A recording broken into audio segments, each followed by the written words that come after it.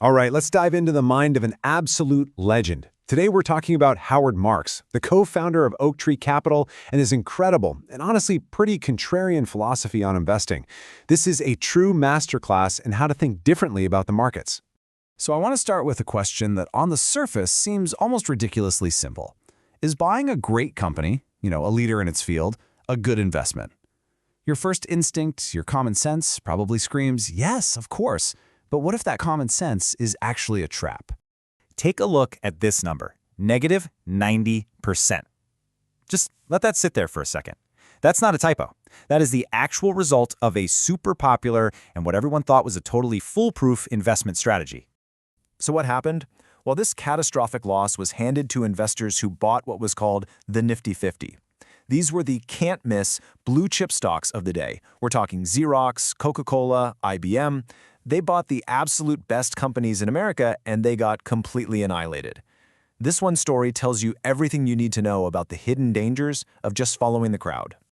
That whole Nifty 50 disaster is just the perfect example of what we can call the seductive value trap. It's this huge mistake of confusing a good company with a good investment. And avoiding that trap is exactly what Howard Marks' entire philosophy is designed to do. And this brings us to what is really the core concept from Marks: second-level thinking. See, first-level thinking is super simple. It's reactive. It says, hey, that's a great company. Let's buy it. But second-level thinking, that goes way deeper. It asks, okay, it's a great company, but does everybody else already know that? Is all that greatness already baked into the price, maybe even overpriced? It's all about thinking differently, and frankly, thinking better than the average investor. So if just buying good companies isn't the answer, what is? Well, this gets us to the single most important factor that separates a good company from a good investment. And here it is, straight from the man himself. It's so simple, but so profound. The secret isn't in what you buy. The secret is buying things for less than they're actually worth. The magic isn't the asset itself, it's the price you pay for it. This right here, this is the big aha moment in the Howard Marks way of thinking. You could buy a world-class, unbeatable company, but if you buy it at too high a price, you're setting yourself up for failure. And on the flip side, you could buy a pretty mediocre asset, but if you get it for cheap enough, it could be a fantastic investment. Price is everything. Okay, so we get it. We need to buy cheap. But how do we actually put that into practice? This is where we shift from the what to the how. And it introduces this powerful idea that Marks talks about, playing a kind of defensive offense. Think about tennis for a second. At the professional level, it's a winner's game. It's won by the person who hits the most incredible, unreturnable shots. But amateur tennis? That's a loser's game. It's won by the person who just makes fewer mistakes. You just keep the ball in play and let your opponent mess up. Marks argues that for most of us, investing is a loser's game. This whole defensive mindset has a cool name that investing legends Graham and Dodd came up with: negative art. The idea is that your excellence doesn't come from the amazing things you pick. It comes from the terrible things you manage to avoid. Think about bond investing. All the bonds that don't default basically give you the same return. Your only real job is to successfully kick out the ones that are going to blow up. And this philosophy is so central that it's baked right into the official motto of Howard Marks' firm, Oaktree Capital. It's the perfect summary of the loser's game strategy.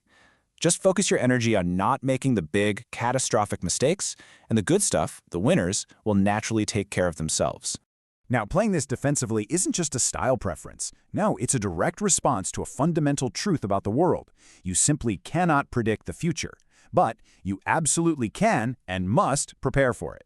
Marks was hugely influenced by the writer Nassim Taleb, who talks a ton about how much randomness and luck affect everything. Because of this, you can make a really good, well-thought-out decision and still get a terrible outcome just because of bad luck. And a terrible decision can get bailed out by good luck. The world is not a neat, predictable, straight line. And this leads to such a profound definition of risk. It's not just about how much the market bounces around. Risk means more things can happen than will happen. That means we have to be prepared for a whole range of possible futures, not just the single one we think is the most likely. And this, right here, is why Marks is so deeply skeptical of all the macro forecasters out there. This amazing quote from the economist John Kenneth Galbraith just nails it. Most forecasts are just guesses, and any real insight is already priced into the market anyway. Betting your entire portfolio on some specific prediction about the economy is just incredibly dangerous. So let's try and pull all these pieces together, right? We've got second-level thinking, we've got the fact that price is king, we have defensive investing, and this idea of an unknowable future. It all combines into a really clear philosophy for survival, which you can basically boil down to 3 brilliant little sayings. First one up. Every single trend eventually gets overdone. The wise investor sees a cheap asset and buys it in the beginning. Then, as it starts to rise, other people notice and jump on board. And finally, right at the peak of the hype, the fool buys in, just moments before it all comes crashing down. It's the exact same asset. The price is what makes one person a genius and the other a fool. Oh man, this one is my favorite. It's not enough for your portfolio to do well on average. It has to be built to survive the really bad days, those unexpected 6 or 7 foot deep spots in the stream.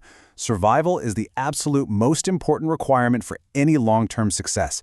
You have to stay in the game. And finally, a big dose of humility. You could have the most brilliant, correct analysis in the entire world, but if the market takes 5 years to finally agree with you, you have to be able to survive those 5 years to be proven right. Staying power is a critical and honestly a really overlooked part of any smart investment strategy. So that leaves us with one final and I think really crucial question to ask ourselves. When you look at your own strategy, your own portfolio, are you playing a winner's game or a loser's game? Are you out there hunting for home runs and swinging for the fences?